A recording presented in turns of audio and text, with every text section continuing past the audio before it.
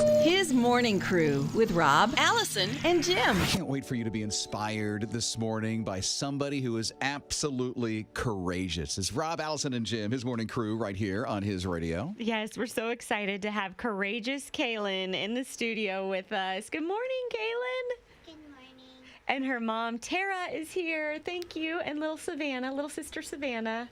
Good morning. Thank you guys so much for being here. And we're excited to say that Cailynn is a cancer survivor. Amen. And she's been through so much. But Mom, this all started with a sore arm last year. Can you tell us a little bit about this journey you've been on since the spring of 2016? Yes, April just started one night. Mommy, my arm is sore, and it got worse continually. Thought maybe she hurt it at school. Went beyond that.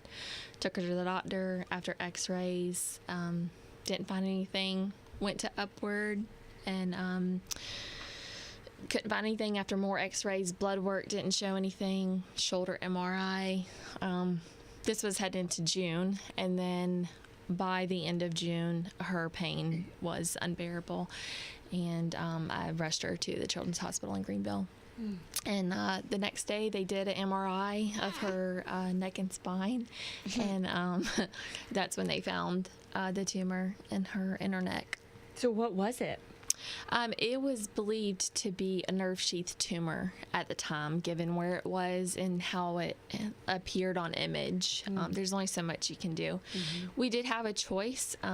First of all, we chose to give it to God, and we chose to wait and watch it, because if it was a nerve sheath tumor, it could stay there and be monitored, and it could have gone away. But within 6 weeks, her pain really started to come back, like full force. So I took her in again, and by this time it was August, and she had the MRI, and the next morning, when I went back to the office, they all three came in, the doctor, nurse practitioner, and assistant, and I knew it had tripled in size. Wow. So it went about the size of a dime to the size of a ping pong ball.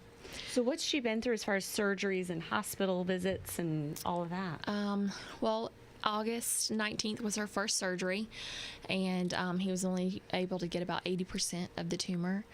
And obviously what he was expecting to go in and find was not. It was a molecular granule tumor.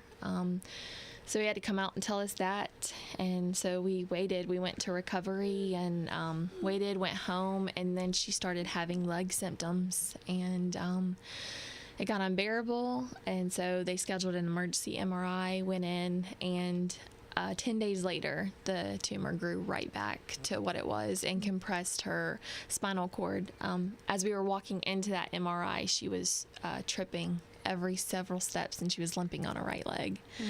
And I called them with these new symptoms, and with even all three pain medications in her system, she was still having arm pain. So they told me to stay put, and he called me in 15 minutes and said, "You're gonna have to go back into the hospital." And did a surgery again, weren't able to get a lot of it. On August 30th was her second surgery, same place, and then it all happened so fast. We went downstairs. She had a bone scan, and then we went to be fitted for her radiation mask. And on September 2nd, radiation and chemo started.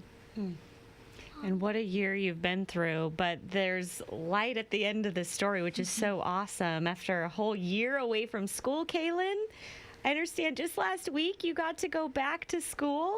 Yeah. What was that like? Exciting. There's a dream that Cailynn has as well. Yes. You want to go to Hawaii. Why Hawaii? Why is that a dream of yours? Because we used to live there. You used to live in Hawaii.